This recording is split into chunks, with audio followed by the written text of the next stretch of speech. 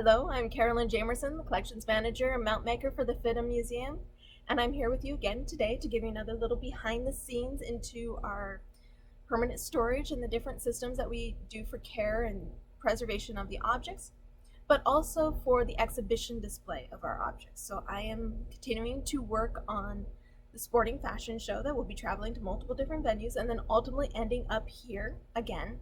And behind me, I have Après-Ski. It's the 1950s ensemble that we will hopefully have the end result by the end of this video.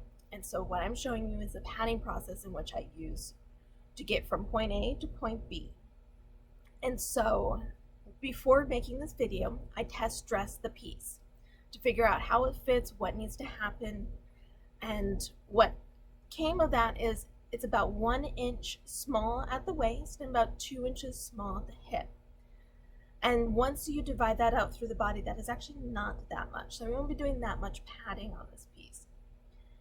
So when it comes to padding, our process and our mentality is to pad the mannequin to the object. This is not like department stores where they use big clips in the back and shape the garment to the mannequin. We do not want to cause possibly permanent damage on an object, so we pad the mannequin out to the object. This prevents it from collapsing, from hanging loose, makes it look good, but it also helps support the objects in the process. And that is our main mentality, is preserving our objects for the longest historical period so that we can have it as a living example for a longer period of time.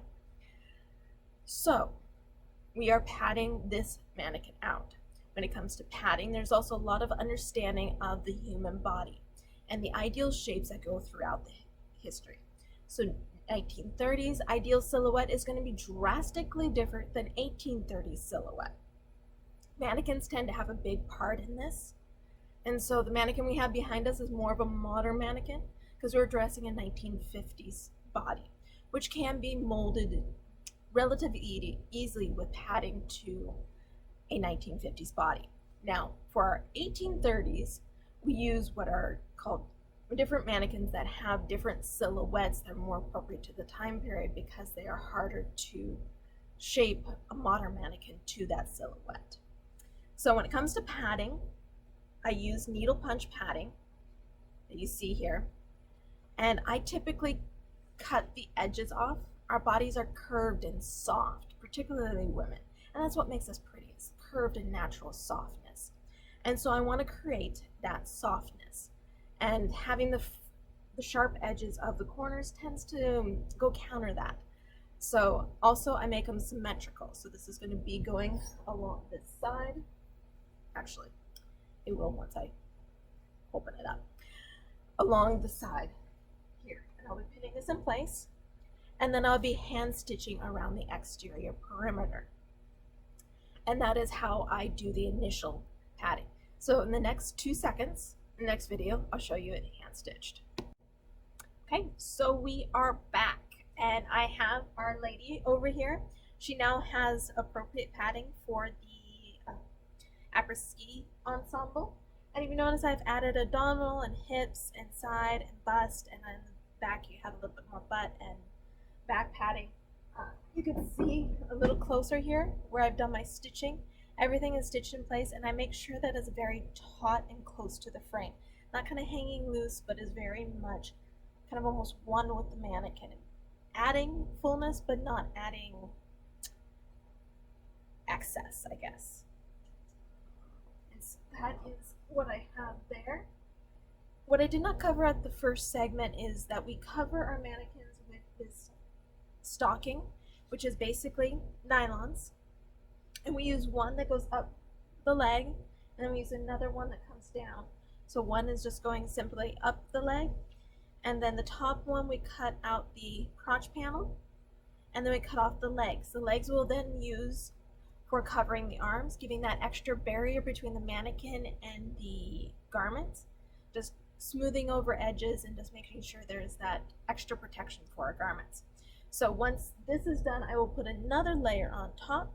It adds again another barrier to give smoothing of the lines so that my stitches aren't rough marks at any part.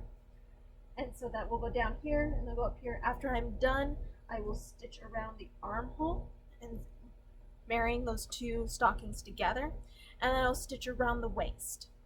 So it is at this point that I will test fit it again. And in a beautiful, wonderful world where the birds are singing and there's choruses in the air, it will fit magically.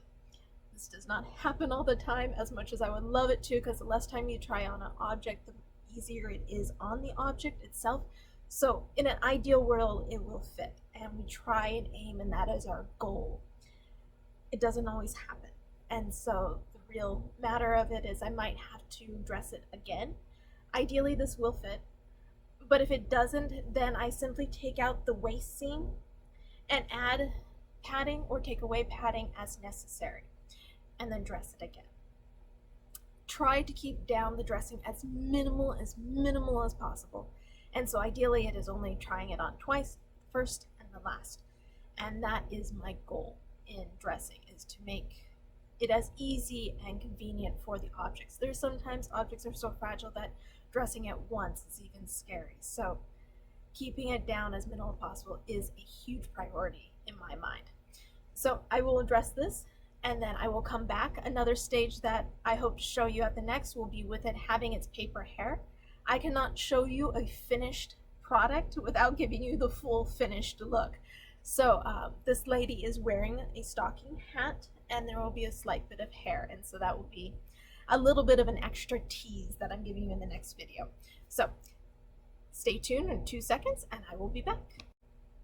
And we're back for the final round, and here she is, lovely little après-ski, and ready for basically her debut. I do have to say the birds were singing and it fit the first time, which was really beautiful and wonderful when that happens.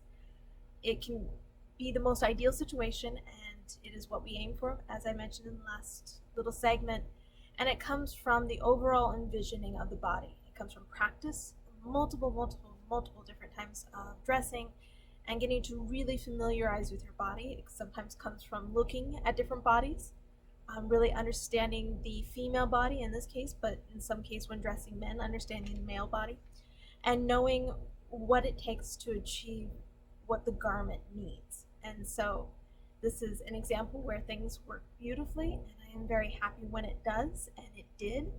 And overall, she will have her glasses on for the exhibition, so that's something to see. And then also she has fabulously green and black boots that go with this. And so you have to look at the catalog or come to the exhibition to see it, because they are really cool.